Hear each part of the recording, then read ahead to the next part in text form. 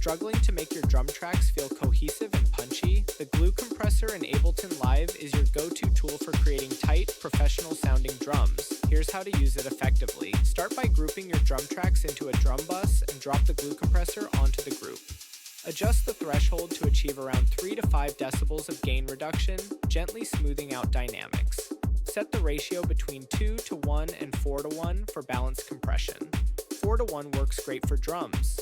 Use a slow attack to preserve transients and set the release to fast or auto for natural decay. Finally, tweak the makeup gain to match the output volume to the original.